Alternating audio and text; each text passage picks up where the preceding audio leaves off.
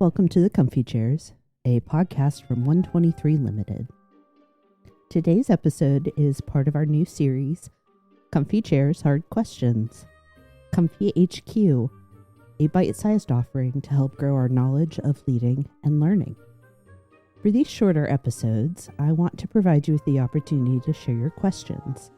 These can include asking for more information about specific topics, like imposter syndrome, adaptability, or emotional intelligence, or how to tackle day-to-day leadership challenges.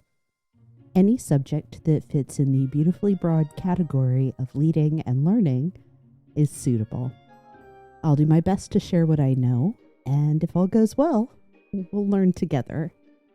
So for today's answers from comfyHQ, we're going to talk about ways to employ storytelling and to lead through ambiguity. Our first question today is, how can leaders use storytelling to inspire and motivate others?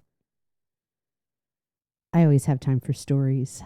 We've spent a good deal of time in the comfy chairs discussing stories, whether we're focused on them as the central topic or experience storytelling as a recurring theme. Stories have a place here. Moreover, they serve many purposes for humankind and have no small role to play both in how we learn and how we lead. Before we talk more about storytelling, though, I want to discuss what this particular questioner is trying to accomplish with stories: inspiration and motivation. What are they, and why do they preoccupy leaders? I love the word inspiration. Its root comes from the same source as breath. To inspire is to breathe into, to give life or energy. It's beautiful. I'm not as enamored with inspiration in a work setting, though. Why?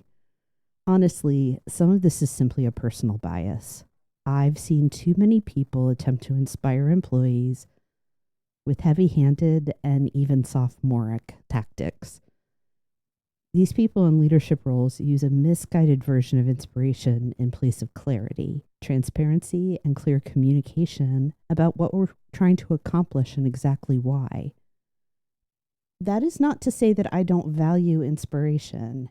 It is and can be a very important element of the work experience, but we can't try to force it for no other reason than it is highly and remarkably individual. What inspires me may leave you lukewarm. What inspires you may be repellent to the next person. This is not a judgment of what anyone finds inspiring. It's a fact driven by our uniqueness and diversity. Because inspiration is infinitely variable, we can't effectively plan for, guarantee, or even measure it. But you can keep it under consideration. And we'll come back to this. For now, let's turn our attention to motivation. While inspiration may spark an idea or feeling, motivation fuels sustained effort. Leaders often misplace their focus here, assuming that emotion alone will drive performance. But real, lasting action comes when people have the conditions to succeed. I'm going to rely on Daniel Pink's framework for motivation here. He explains that we experience motivation when three conditions are present: autonomy, mastery, and purpose. When we have the right level and form of freedom, possess or have the potential to possess expertise, and we're able to apply both to something we view as significant or meaningful, we are moved to act. Motivation dwells both within us, intrinsic, and around us, external. It does have a certain quality of individual preference, like inspiration, but is much easier to observe because it involves action and behavior. This duality, thought, feeling, and action performance, inner and outer selves, this is exactly where stories can take part in leadership. For our purposes, and for time, I'm going to categorize stories into three types today. The first, lore. It's the cultural history of the organization. Second, reports. accounts of present events and priorities. And then third, visionary stories. These are the tales of future possibilities and even shared hopes. Your company's lore serves to share history and communicate norms, how we do things here. These stories should also entail lessons learned, providing employees with a roadmap to navigate the organization and avoid past mistakes. These are not, this is how we've always done it, or we tried that and it didn't work lectures. They are the stories that connect your company's past to its present circumstances. As a leader, you can contribute to this historical record both by documenting events and sharing stories to keep them alive and passed down. This is especially important when onboarding new employees. Lore contributes to motivation by creating understanding. These stories accelerate autonomy and even mastery. Lore gives us the foundation, but understanding the past isn't enough. People also need clarity about what's happening right now. They need insight into how their work fits into the present moment. And that's where reports come in. Reporting provides employees with the information they need to do their jobs. This includes recognizing great performance. Reports are a vehicle for spreading the news about what's working well, what course corrections are underway, and even what your customers or clients are saying. You can deliver reports to your team in nearly every setting, and when you do, you are, again, contributing to their autonomy, increasing their knowledge and know-how, which is enabling mastery, and making connections to purpose. Purpose is the through line that can connect motivation and inspiration. Keep your stories framed by the company's mission, why you're all here. And your employees will be able to discover their inspiration. Stories are your tool to make meaning. Purpose, meaning, is the anchor that allows you to tell visionary stories. These are stories that let an organization blaze a trail into the future. They're pure imagination, tethered to lore and reports by purpose. They are part of strategic planning, goal setting, and even individual development efforts. Visionary stories allow us to see a possible future. The connection to purpose can motivate, and the picture of that new life can inspire. So, by understanding a little bit about motivation and inspiration, and the types of stories you can use in the workplace, you have the ingredients for leading with storytelling. But there is one more important consideration. Who writes these stories? I'm not referring to putting pen to paper or typing up a story when I say write here. Instead, this is about recognizing the source or author of stories. As a leader, you may play the part of storyteller, yes, but your employees are creating the story. Their choices, actions, results, everything are the words and phrases that become your shared stories. By observing, engaging with, and recounting what they accomplish, you create the connections that make inspiration and motivation possible. Try it this week. Watch your team while they work together and build their story. Find the beginning. There was a time. A middle. The team did this or that. And an end. And this was the result. Then take this little story and connect it to purpose. This result matters because. And then do the most important part. Tell the story. Tell it to the team to thank and recognize them. Tell it to your boss to spotlight the team's work. Tell it to a friend just for practice. The key is in the telling. Without it, the story has no life, no power to impact your team. That's the central idea here. Use the stories your team writes every day, big and small, epic or ordinary. Tell them their own stories. Stories are more than tools. They're the threads that weave meaning into our work. When leaders embrace storytelling, they do more than communicate facts. They connect people to purpose. They help employees see where they've been, where they are, and where we can go. And in that space between past, present, and future, something powerful happens. People begin to see themselves as part of the story. And that's what truly moves them. Not just words, but the knowledge that their contributions matter.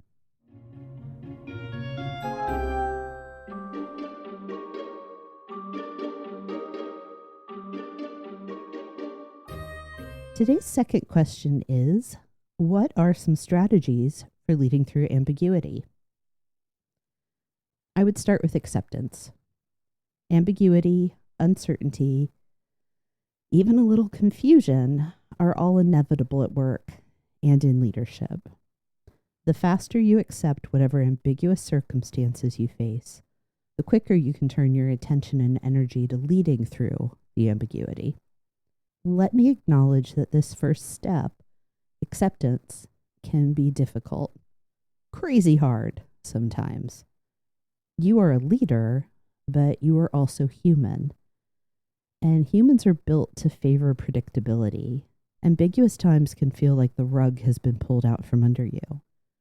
You may be disoriented and confused, even afraid, because you don't know what's next. This is okay. Not fun, but okay. While you do need to process the fact of ambiguity, whether it comes from a major change, an unexpected turn of events, or something else, you need to do this quickly as the leader. You can and should still experience and process your own response and emotions about the situation. You may even need to return to acceptance multiple times as events unfold. It is natural. Ambiguity derives from a word that means to be in doubt. So it's no wonder that we experience doubts when dealing with and leading through ambiguity. Understanding that can help you speed acceptance and focus your energy elsewhere. And where exactly should you focus? This next strategy turns your attention away from ambiguity so that you can assess what is not uncertain. Take time for yourself and your team to identify and inventory everything that remains clear during the season of ambiguity. For each element of your work that has gotten fuzzy, find at least one aspect that remains in sharp focus. Say you don't know what the new AI tool the company has purchased will mean for your department's workflow. Okay, but what do you know? Your client base isn't changing? Or maybe your productivity goals are staying the same? Or everyone still understands and believes in the company's mission? It's easy and natural to focus on the unknown to the exclusion of everything else. This is in our nature to find potential threats, after all. By naming what is known, you are supporting your team in a few ways. For one, you are grounding them in reality. This may seem obvious or unnecessary, but your real circumstances can serve as touchstones. Even the smallest details can provide a sense of certainty. During quarantine, since I worked in healthcare, I was still going into the office regularly. I found it uniquely comforting that my commute was unchanged. The familiarity of each turn and landmark was a calming force in the face of so many questions. Naming your reality also lets you keep priorities clear of potential confusion. Even during the most ambiguous situations, there is work to be done. Your team likely has deadlines to meet and customers to serve. When you identify and discuss what is clear, you help people reorient to their purpose and goals. This is not to say that you should ignore the fuzzy things or dissuade people from talking about them. It is to say that you, as the leader, have the ability to expand the conversation and guide people's attention to their known reality. These conversations will play a critical role in successfully navigating ambiguity. The next strategy that I recommend reflects this. Communicate, and then communicate some more. When your team is dealing with uncertainty, when you have doubts, when answers are unclear, it can be tempting to stop or slow communication. After all, you can only answer, "I don't know," so many times, right? No. If "I don't know" is the truth, then it should always and forever be the answer. It can help to soften the sting with the addition of one little word. "I don't know yet." The type, frequency, and intensity of communication your team needs will depend on your specific situation. Just know that leading through ambiguity demands more communication, never less. Use your communication channels to share facts, name the known reality, especially when it is rapidly changing, and to welcome questions. This last can be intimidating. It's the whole "I don't know" conundrum again. Make it less so by establishing a simple system for capturing questions, being publicly committed to follow-up, and creating a means to document and share answers when they become available. If a question lingers long past its due date, have the courage and humility to ask your team if they still need or want the answer. This isn't giving up or shirking responsibility. It's acknowledging that people's needs and interests change during the course of events like these. This is also an approach that ensures you are maintaining two-way communication. If you're doing all the talking, you're doing ambiguity wrong. Your communication needs to increase, and you need to create even more space for others to speak and be heard. This is the core of my last recommendation for today. Show your team you care about them. You do this in several ways. Take every opportunity to ask them questions. A simple "How are you doing?" or "What is most challenging today about how unclear things are?" "What's still working well?" "What am I not asking you that I should?" Watch how they interact with each other. Observe changes in team dynamics and working relationships. Are they talking to each other more or less? What tones and attitudes do you hear and see? Get them involved in decision-making as much as possible. Collect their ideas and recommendations and follow up to let them know how their input is used. Ask them what they need from you to feel respected and cared for during the ambiguity. Do everything that's feasible and acknowledge what's not. Above all, remember that leadership isn't about avoiding or eliminating ambiguity. It's about helping your team navigate through to the other side. Your employees don't expect you to be unfazed or to have all the answers. They do need you to be engaged, authentic, and transparent. They need to see you working with them to make sense of things. You will encounter ambiguity, and you will decide what type of leader you will be. You can be the leader who guides employees through the uncertainty, the one who stays grounded, the one who communicates, the one who listens. And when you do, you won't just be leading through ambiguity. You'll be leading with clarity, confidence, and compassion.